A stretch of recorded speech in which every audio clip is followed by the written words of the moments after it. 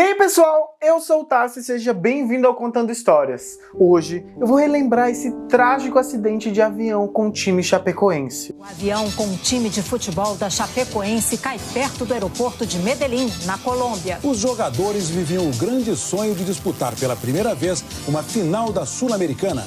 Mas antes, se você gosta de histórias de crimes, histórias reais, histórias de suspense e de terror, já se inscreve aqui no canal para não perder nenhuma história nova. Então, bora pro vídeo!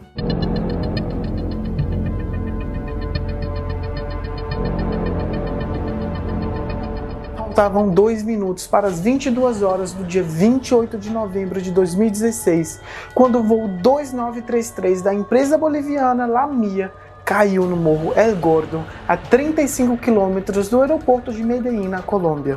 A bordo estavam 27 passageiros de um voo contratado pela Associação Chapecoense de Futebol, o clube de Chapecó, em Santa Catarina.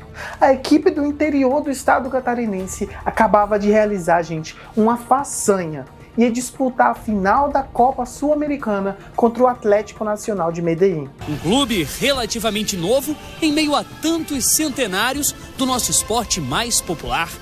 Fundado em 1973, na região oeste de Santa Catarina, o clube conquistou 5 títulos estaduais em 43 anos de vida. Subiu para a Série C em 2009, subiu à 2ª Divisão em 2012, e para a Série A no ano seguinte. Da 4ª Divisão ao convívio com os grandes em 6 anos. A alegria dos jogadores, da comissão técnica e dos jornalistas a bordo deu lugar a um horror, gente. Na escuridão da noite, o avião bateu de barriga no alto do morro, capotou e se despedaçou em costa abaixo, deixando um rastro de destruição. Quando as equipes dos bombeiros voluntários da cidade de La Unión chegaram ao local, quase meia hora depois, apenas 7 pessoas ainda estavam vivas. 3 eram jogadores do time: o goleiro Jackson, o zagueiro Hélio e o lateral Alan. E dos 20 jornalistas, apenas o locutor da Rádio Oeste de Chapecó, Rafael Renzi, estava vivo. Os outros 2 sobreviventes eram tripulantes, a comissária de bordo Ximena e o técnico de voo Ervin. O 7º passageiro encontrado com vida era o goleiro titular Marcos Danilo Padilha, que chegou até a ser encaminhado para o hospital, mas não resistiu aos ferimentos e faleceu no dia seguinte. Um piloto perdido. Minutos antes da queda, o piloto Miguel Queiroga avisou a torre de controle do aeroporto de Rio Negro que estava com problemas elétricos e pediu as orientações para um pouso de emergência. Pessoal, o avião estava a menos de 5 minutos da cabeceira da pista, mas no dramático diálogo com a torre ficou gravada a desorientação de Queiroga. Ele parecia não saber ao certo aonde ele estava e não entendia as orientações da controladora Yanette Molina, que por sua vez não conseguia ver a aeronave no radar. Quando finalmente Queiroga admitiu que estava sem combustível, a torre perdeu o contato. Lima India 2933 está em falha total, elétrica total e combustível. Avisada por moradores que ouviram o barulho da queda, a Polícia Nacional da Colômbia acionou o modesto agrupamento de bombeiros voluntários de La Unión, que em pouco mais de meia hora conseguiram chegar ao local do acidente e iniciaram as buscas pelos sobreviventes. Um plano de voo errado. Enquanto as equipes de resgate vasculhavam os destroços em busca de sobreviventes, as autoridades aeronáuticas do Brasil, na Colômbia e na Bolívia começavam a procurar respostas para as circunstâncias do acidente.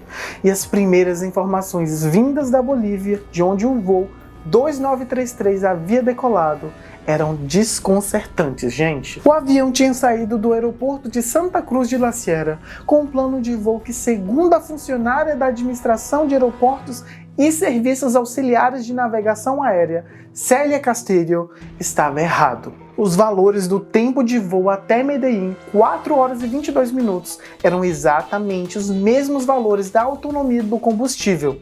Isso não dava, gente, a margem de segurança necessária para uma situação inesperada. E Célia assegura que avisou do problema para o despachante da Lamia, que morreu no acidente. Em seu depoimento, ela disse que ele ignorou o aviso e o avião decolou mesmo assim. Célia, que pediu abrigo ao governo brasileiro, ainda se defende da acusação de homicídio culposo na justiça boliviana. E se justifica. Minha função era apenas checar o preenchimento do plano de voo e avisar sobre algumas irregularidades, mas eu não tinha autoridade para impedir a decolagem. Para os investigadores do acidente, o avião não poderia jamais ter levantado o voo. Isso deixa uma nova pergunta sem resposta.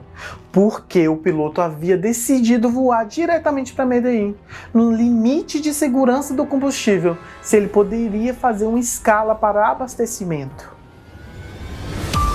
Uma companhia suspeita. O Arvo RJ-85 é um avião equipado com 4 motores e que lhe dão autonomia de voo de até 3.000 km, segundo dados da fabricante British Aerospace. Pode transportar com segurança até 112 passageiros e 9 tripulantes. A aeronave tinha sido fabricada em 1999 e comprada por uma empresa americana que o vendeu em 2007 para a CityJet, uma companhia irlandesa de linhas regionais. E em 2013, o avião foi vendido para a Lamia, uma empresa regional fundada em 2010 na Venezuela pelo empresário Ricardo Vidal. Antes de ingressar no ramo da aviação civil, Ricardo Vidal teve empresas nos setores metalúrgicos e petrolíferos e sempre esteve envolvido em política, chegando a ser senador. Ele convidou o lobista chinês Sampa para se associar à Lamia, mas, gente, não foi um bom negócio. Em 2011, Sampa foi preso na China e Ricardo Vidal dissolveu a empresa. A Lamia ressurgiu em 2013 com o nome de Linha Aérea Margarita, mas usando o mesmo logotipo e o foco em voos internacionais. Sua estratégia para conquistar o mercado foi agressiva, oferecendo preços de até 40% mais baratos do que a concorrência. E assim, a empresa acabou atraindo uma clientela muito lucrativa, os times de futebol que viajavam pelo continente durante os campeonatos. Informalmente, a Lamia passou a ser a transportadora preferida da Confederação Sul-Americana de Futebol, a Conmebol. Quando o voo 2933 caiu na Colômbia, Ricardo Vidal negou que o voo fosse da sua Lamia. Ele disse que teria arrendado seus voos para a Lamia boliviana, Linha Aérea Margarita, né, gente, que eu já expliquei para vocês. Mas o que ele não mencionou foi que a Lamia boliviana tinha sido criada por ele mesmo, em sociedade com o piloto Miguel Queiroga, que comandava o fatídico voo. Os jogadores que sobreviveram. O goleiro Jackson, o primeiro sobrevivente a ser resgatado dos escombros, não se lembra exatamente do que aconteceu, gente. Tudo que ele se recorda é que estava sentado perto dos 3 companheiros que sobreviveram, com ele, e todos estavam conversando animadamente. Então, as luzes da cabine se apagam e ele desmaiou. Eu lembro que estava sendo um voo bem tranquilo até que o motor se desliga, Se desligou e se desliga todas as luzes. Aí ficou um silêncio, todo mundo foi sentar, ninguém sabia o que tinha acontecido. Ficou uma coisa muito confusa, assim, sabe?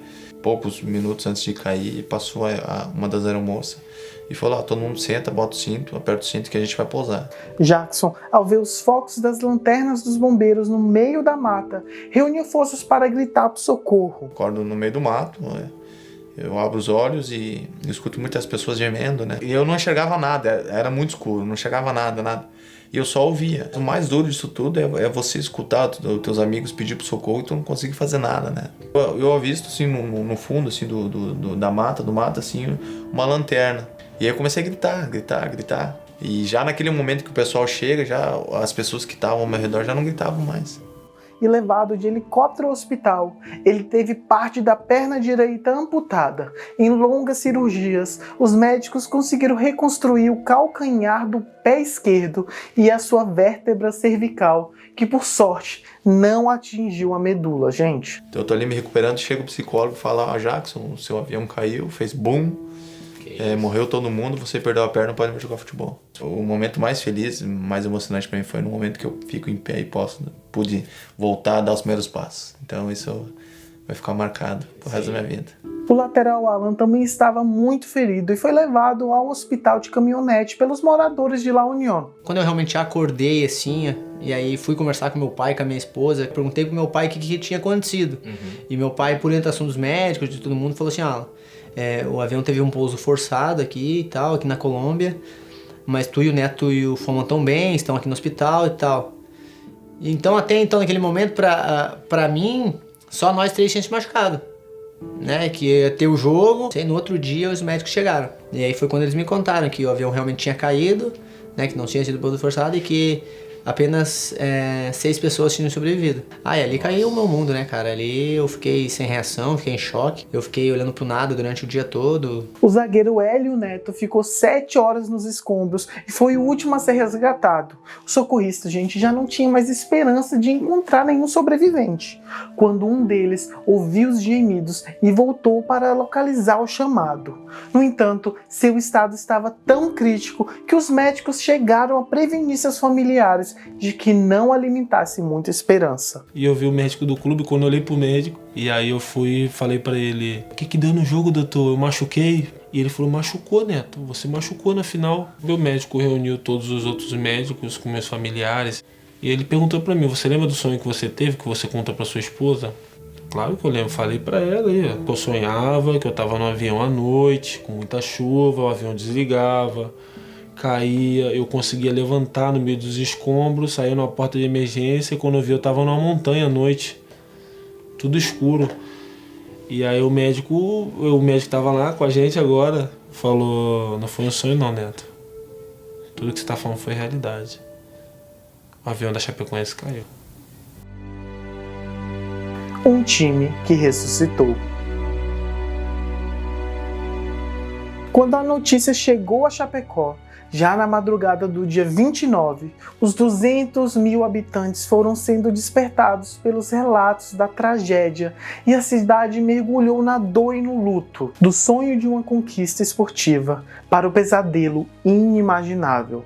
Os chapecoenses tinham perdido seus jogadores, seus dirigentes e jornalistas que relatavam a vitória tão esperada. E só havia um lugar onde eles queriam estar: a Arena Condá, o estádio do clube. Esse foi o último encontro entre torcida, familiares e atletas. Dar adeus não foi fácil. Foram horas de comoção, de uma dor inexplicável e impossível de mensurar. Os militares levaram os caixões um a um por um corredor de honra. A chuva intensa parecia tornar a despedida ainda mais difícil. Muitos diziam que eram as lágrimas do mundo sendo derramadas em Chapecó naquele momento. Na noite de quarta-feira, quando o time deveria estar jogando em Medellín, os torcedores lotaram as arquibancadas para chorar, cantar o hino do clube e gritar a saudação que tinham guardado no peito. Simultaneamente em Medellín, colombianos lotaram o estádio onde o jogo contra a Chapecoense deveria ocorrer para homenagear o time brasileiro. O luto de Chapecó se espalhou pelo Brasil e pelo mundo. O Real Madrid homenageou a Chapecoense durante a disputa pela Copa do Rei na Espanha. Os jogadores do time francês Saint-Étienne também se manifestaram. Eles entraram em campo contra o Olympique de Marselha, com o escudo do time catarinense estampado na camisa. Os atletas do Manchester United e do West Ham fizeram 1 minuto de silêncio antes da partida. O jogador Cavani, do Paris Saint-Germain, prestou uma homenagem após um gol em uma cobrança de pênalti. Nas redes sociais, torcedores de equipes adversárias começaram a pintar de verde os distintivos de seus próprios times, e as homenagens se espalharam pelo mundo todo. O Sporting de Portugal parou por 1 minuto antes do jogo contra o Arouca. Os torcedores do clube português levaram faixas de apoio ao time de Santa Catarina. As homenagens não foram só entre os times de futebol. Os telões das quadras de basquete da NBA exibiram o escudo do time catarinense. Antes do início dos jogos, as equipes fizeram 1 minuto de silêncio. A virada. O troféu de campeão sul-americano entregue a Chapecoense pelo Conmebol depois que o Atlético Nacional decidiu abrir mão do título não era apenas simbólico. O prêmio pelo título foi de 2 milhões e a vaga na Recopa foi de mais 1 milhão.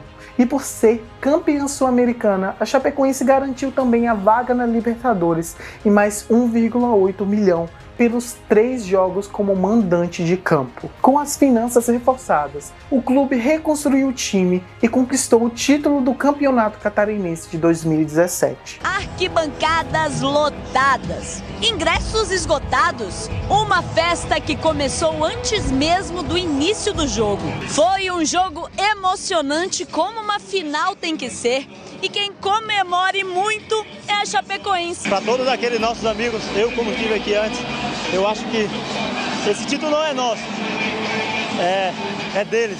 Eles foram campeão também, então a gente fica muito feliz. Em Chapecó, o grito da torcida voltou a ecoar. O campeão voltou. Que história, hein? Você se lembra dessa história, dessa tragédia? Gente, me conta aqui nos comentários se você se lembra, o que você estava fazendo na hora. E olha, se você gosta desse tipo de histórias, eu fiz uma playlist aqui completa para vocês com várias histórias que chocaram o Brasil e o mundo. Mas antes de você maratonar aqui o canal, se inscreva e deixa seu like, isso é muito importante pra gente crescer. É isso, pessoal. Até a próxima história e tchau!